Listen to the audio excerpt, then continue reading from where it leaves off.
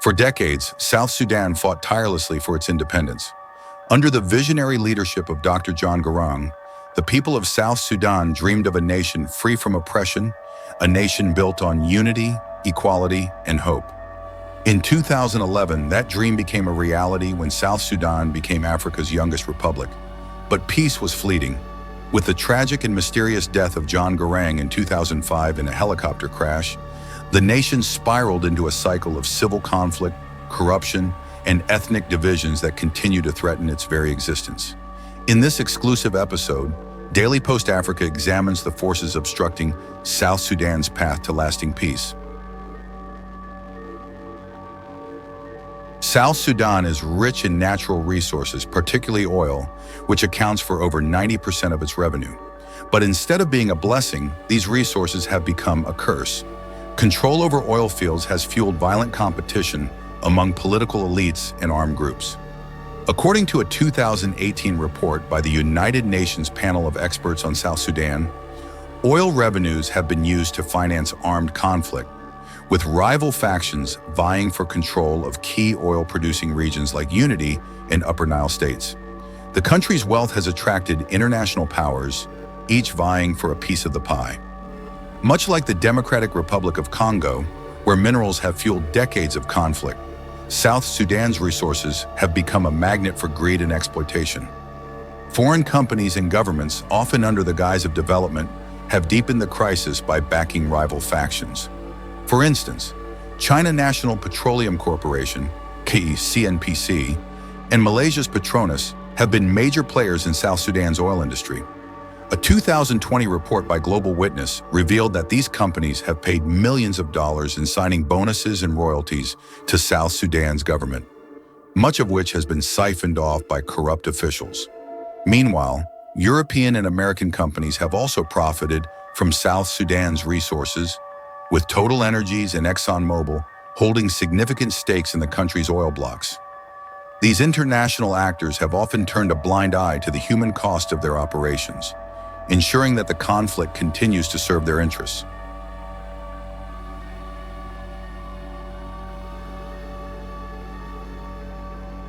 Tribalism lies at the heart of South Sudan's conflict.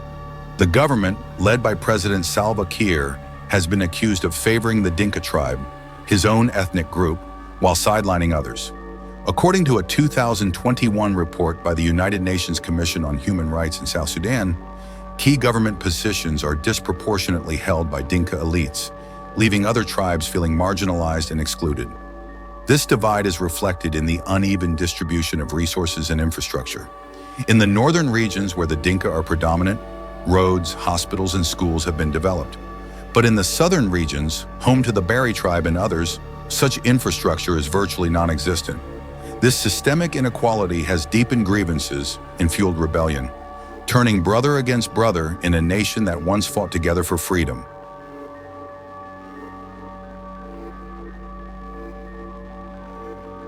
Corruption is another cancer eating away at South Sudan's future. According to a 2022 report by Transparency International, South Sudan ranks among the most corrupt countries in the world, with billions of dollars meant for development siphoned off by government officials and their associates. Instead of building roads, hospitals, schools, and improving government systems and welfare of civil servants, these funds are spent on luxury homes and lavish lifestyles in Uganda, Kenya, and Ethiopia. A 2020 investigation by The Century revealed that South Sudanese elites have purchased multi-million-dollar properties in Nairobi and Kampala, while the majority of South Sudan's population lingers in poverty, struggling to access basic services. The civil servants in South Sudan, including the army and police officers, earn between $10 to $30 per month, which little money could also take up to 6 to 12 months without being paid. Yet the elite are happening in the streets of Kampala, Nairobi, and Addis Ababa. This blatant theft of public resources has not only crippled the economy, but also eroded trust in the government, leaving many to wonder if peace and prosperity will ever be possible.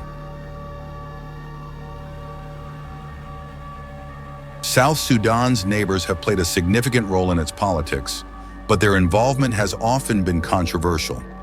Uganda, for instance, has maintained a strong military presence in South Sudan, with the Uganda People's Defense Forces, UPDF, reportedly guarding President Salva Kiir. According to a 2014 report by the International Crisis Group, Uganda's military intervention in South Sudan has been criticized for undermining the country's sovereignty and denying its people the right to self-determination. Rumors have also swirled about Ugandan President Yoweri Museveni's alleged involvement in the death of John Garang, though these claims remain unproven. Meanwhile, Kenya and Ethiopia have positioned themselves as mediators, but their economic interests in South Sudan's oil and infrastructure projects raise questions about their neutrality. A 2019 report by the Sentry, an investigative organization, revealed that South Sudanese elites have invested millions of dollars in real estate and businesses in Nairobi and Addis Ababa, often using these countries as safe havens for their ill-gotten wealth. These neighboring nations have become safe havens for South Sudan's elite, who siphon off the country's wealth to live luxurious lives abroad while their people suffer in poverty.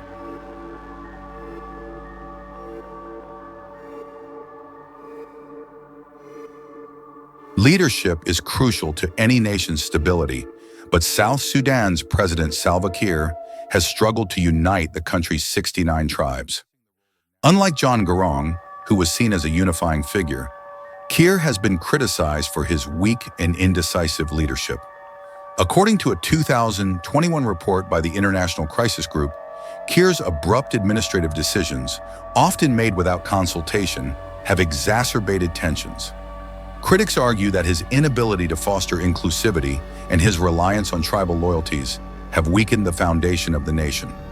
Additionally, the weak administration of Salva Kiir has not been able to check and control the overflow of firearms in the hands of the civilians. One report suggested one could acquire an AK-47 assault rifle for as low as $100. Without strong, visionary leadership, South Sudan's path to peace remains uncertain. The road to lasting peace in South Sudan is fraught with challenges. Addressing the role of natural resources in fueling conflict, holding external actors accountable, tackling the deep-seated issues of tribalism, and rooting out corruption are essential steps. But above all, South Sudan needs leaders who prioritize unity over division and who are willing to make the tough decisions necessary for lasting change. The international community must also play a constructive role, supporting South Sudan's people rather than exploiting its resources. The dream of a peaceful, prosperous South Sudan is still alive, but solving this complex puzzle will require courage, commitment, and collective effort. South Sudan's journey to peace is far from over, but as long as its people continue to hope and fight for a better future, there is a chance that one day the pieces of this complex puzzle will finally fall into place, dedicated to the people of South Sudan.